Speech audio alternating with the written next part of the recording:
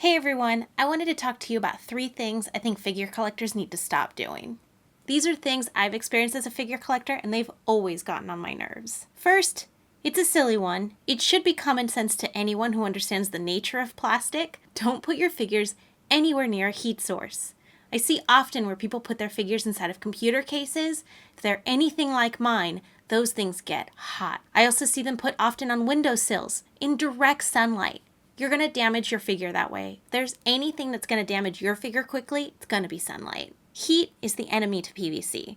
You definitely don't want to expose them to extreme temperatures of heat. So if you're going to display them anywhere, make sure it's not going to be in crazy high temperatures. Obviously, if you have a hot home or you're in a hot environment, for example, I live in LA, and it gets really hot here in Southern California. My house can get up to 80, almost 90 degrees in the summer, especially if we don't turn on the AC. But those temperatures aren't really going to affect a figure. So don't worry about your figure collection if you already live in a warm environment. They'll survive that much of a temperature. The moment your figures are in an environment that's unbearable for humans, something like 120, 130 degrees, definitely not a good place. You wouldn't store your figures in an oven, so don't store your figures anywhere near that much of a heat source. My second has to deal with bootlegs. Obviously, I've already talked about why you should never buy bootlegs, but this one is a big pet peeve of mine. Often, I get the excuse that I buy bootlegs to use them as customs. That makes no sense to me. The bootleg was already made with dangerous and often toxic chemicals, because most of the time, the pieces don't even fit together properly. Arms fall off, joints break, the seams don't match up. Why would you start with a horrible base to begin with? Figure companies have so many more options now for you to be able to create a custom figure. If you want to make a custom Figma or a Figure Arts, they have blank bases already available. You want to make a custom Nendroid? Good Smile Company has the Nendroid More series with various bodies that you could change. As well, there are so many figure communities where people are selling their Nendroids piecemeal. They're selling various body parts, legs, arms, hair, and faces. You could take all of those from original products and change those and use those for customs. Often it'll be cheaper than buying that bootleg. Plus, then you know you're already starting with quality goods for your custom project. Don't put yourself in harm's way by using bootlegs that contain toxic chemicals for your customs. Also, if you haven't seen it yet, I have another video that discusses a lot of the moral dangers of supporting bootlegs. And this is more of my own personal pet peeve, but I really wish figure collectors would stop doing this. This happens to me often on Twitter, Facebook, my direct email, and especially on my figure collection. If you're looking for a particular figure, the one that is your unicorn, the figure you've been searching for your entire figure collecting career, and you haven't found it, but you found another collector who has it, and you're curious if they're willing to sell it to you, if you happen to email them, don't lowball them. It's happened to me all too often.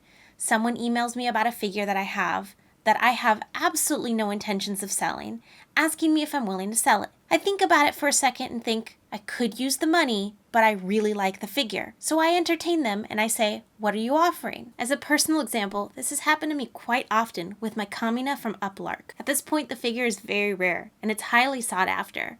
But as a Gurren Lagann fan, I have no intention of selling any of my Gurren Lagann figures. At a certain point, this figure was going for over $300 online. At multiple points, I had people asking if I'd be willing to sell it. Even knowing how much I loved him, I'd still entertain them and find out what they'd want to offer me. But all too often, I'd be offered such a lowball number that's almost insulting. When I respond that I have no intention of selling and that their offer is far too low for me to even consider, they get offended and they get hurt and insulted that I didn't even want to consider selling the figure at such a low price. It happened to me recently where someone contacted me about another figure in my collection. I won't mention which figure so the person remains anonymous, but this person contacted me asking to purchase a figure. The shipping was going to be quite expensive, and I let them know ahead of time that the shipping was going to be that much, but I wanted to know what their offer was on the figure. I had no intention of selling her, but I figured I'd see what they offer. They wanted me to sell it to them for $50. The figure is retail $100, going for $350. If you want a collector to sell a figure from their personal collection when they already have no intention of selling them, why are you giving them such an offensive lowball number? If you're going to go through the effort of directly contacting a figure collector to see if they're going to be interested in selling an item from their collection, be reasonable with your offer. I'm not saying never contact somebody. It is a good way to find out if there's a figure that you're interested in. Maybe that person is considering selling it, or maybe they didn't consider selling it, but now that you've made the offer, they're highly considering it. Just be respectful that collections are important to people, and a lot of figures have sentimental value to a lot of collectors. Giving that lowball number, it feels like a slap in the face, and that you don't appreciate the effort we've gone through to amass such a collection. Having such a large figure collection isn't easy. It's taken me years to get to this point. I've been collecting since 2006, and I'm still not done, and I'll never be done. That doesn't mean that occasionally I don't sell my figures. I'm always selling figures that I've decided maybe I don't love them as much as I did before. It's a good way to prune your collection and make space for newer figures that are coming in. But if you're desperate for a figure that you missed for a previous pre-order, be realistic with your pricing and don't lowball people. Linked below is my figure collection. You can see my personal collection there, but my figure collection is a really good resource to determine the value of a particular figure. People comment all the time about the figures they're selling for at the various prices they have them at. You can see multiple posts available.